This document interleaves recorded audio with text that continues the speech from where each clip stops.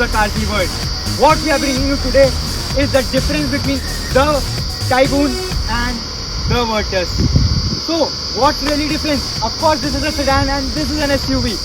But you know, both look really elegant and both would add up to your garage seriously. So, the Taigun is a bit on a pricier side as compared to Virtus. So, what you get?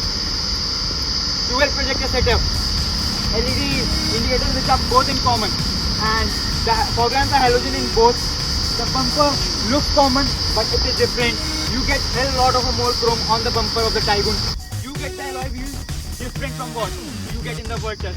In the Virtus you get same as you used to get in the previous generation Polo, but in this it is all new design. So what's different on the back side is this get a continuous running LED setup. Meanwhile this is more conventional design but with smoky black insert and looks very nice. Chrome is there on both the bumpers, but what's different is the quantity. This gets more chrome from the outside. Virtus is a sedan which is meant to be driven hard on the corners, and it is not really meant for so much of practicality as much of an SUV. So this is the 1 liter with an AMT which we are driving today, and I must say there is no lack of power in this engine in both the cars.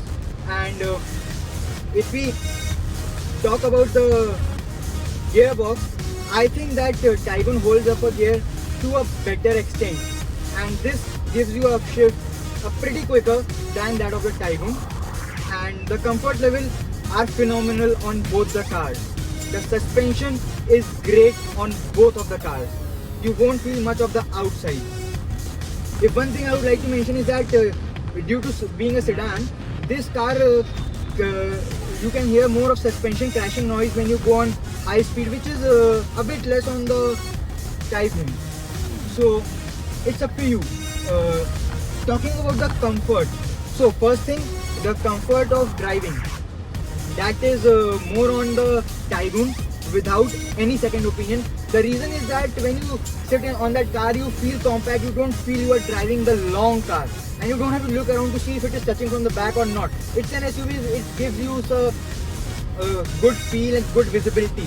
The visibility of the Virtus is also good, but the Taigun has a better visibility. One thing I would like to mention is that being a SUV, it also gets a rear wiper. And talking about the comfort, this sedan is meant to be comfortable. If you are on the back seat, you will surely prefer the back seat of the Virtus as compared to the Taigun. That is a plus point for the Virtus.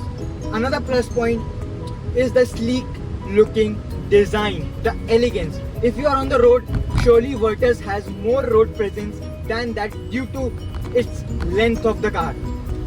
And talking about the one more thing I would like to mention in this video is that the steering feedback is a bit vague as compared to that of Taigun. The Taigun offers better steering feedback, as well as it weights up decently better in terms of steering at high speed than that of Virtus. But that's up to your certain preferences. And that's all I would like to mention from the driving and interior bits. The camera angle, the camera is same. The steering, the screen, the AC vents, the AC control layout, the gearbox. Of course, the gearbox of both the cars is same. The engine, everything rest remains the same.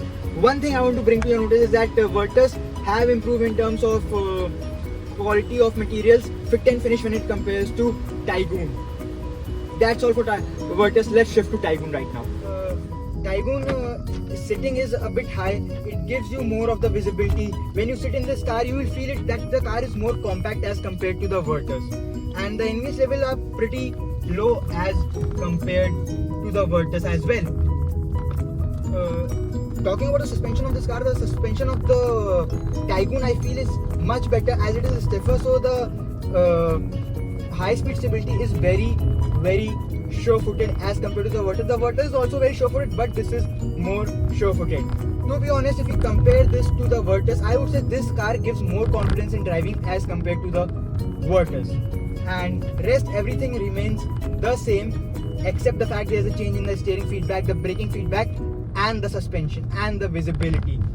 So if you want something to push around the corner very confidently with less body roll, you should prefer the Virtus. But if you are someone who wishes to push it in the corner but not as harsh as a sedan, and does not bother about the length anymore, and he does not have to drive it on a really rough patches, then you should surely go for Virtus. If you like the video, please hit the like button, subscribe to our channel and press the bell icon. Thank you so much.